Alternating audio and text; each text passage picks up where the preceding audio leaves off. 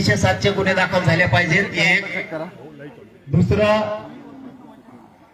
तिचे छेडछाड करायचा प्रयत्न केलाय तेही गुन्हे दाखल झाले पाहिजेत. मारून टाकण्याचा उद्देश त्यांचा या ठिकाणी होता. हे सार्वजनिक ठिकाण आहे. या ठिकाणी त्यांनी शांतता भंग करून दंगली घडवण्याचा प्रयत्न केलाय. त्यांचा तो उद्देश होता की जातीय दंगली झाल्या पाहिजेत, तेही कलम याच्यात लागलं पाहिजे. यांचा या ठिकाणी वाईट कृत्य काही करायचा काही बरोबर ही पण प्रयत्न होता का? कारण शेवटी ती आमची महाराष्ट्राची लेख आहे हे लक्षात असू द्या.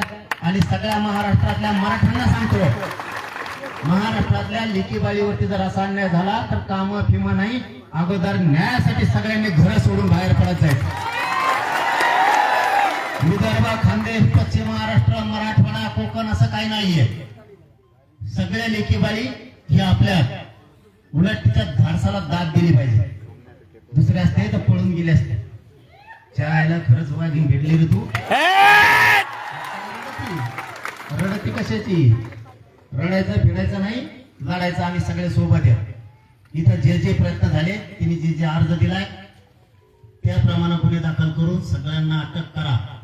मला आता एसपी साहेबांनी, पोकळे सरांनी आणि डीवायएसपी साहेबांनी सुद्धा सांगितलंय 21 जणांना अटक केली. सगळ्यांना राहिलेल्याला सुद्धा अटक करतो.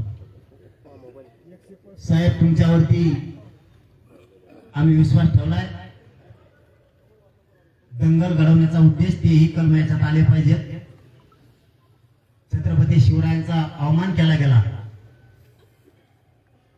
तोही उद्देश त्यांच्या मनात होता.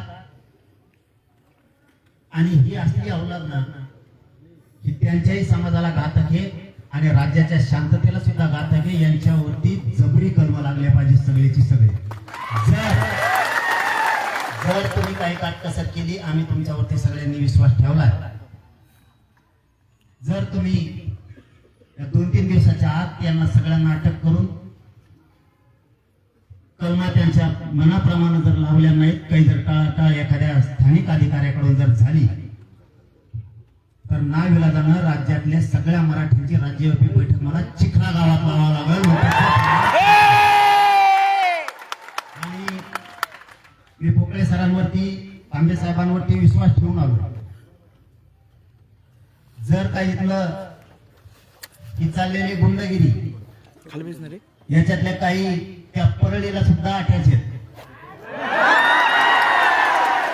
लाभार्थी टोळी इथं सुद्धा हाय असं कळालंय. यांना पुऱ्याला मोक्यात घाला. एक बेचातला सुद्धा खतरनाक नसताना मी जर एकदा बोललो, मी कायद्याचा सन्मान केलाय, अधिकाऱ्यांचा सन्मान केलाय. जर तुमच्याकडून हायवे झाली तर माझा नावेला जे मी राज्यव्यापी आंदोलन तर एकदा सुरू झालं रे बाबा. मी एकदा शब्द दिला की माग पुन्हा अटक नाही, मेलो तरी मी पुन्हा. मग तिथून पुढची जबाबदारी सरकारची आणि प्रशासनाची राहील. मला तरी वाटतं, अहो थांब ना, एसपी साहेब बोलल्याप्रमाणे मला तरी वाटतं एकाला पण ही ते सोडणार नाहीत, एकाला पण सोडणार नाही. सगळ्याचे सगळे जेरबंद करणार. अशी पण माहिती मिळाली की कोण पी आहे का कोण आहे, त्यांनी काही आरोपी कोणचा ते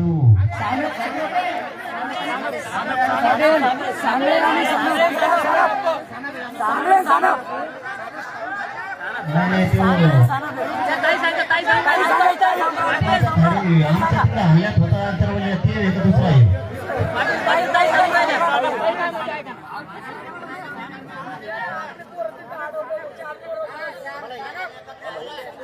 हे माईक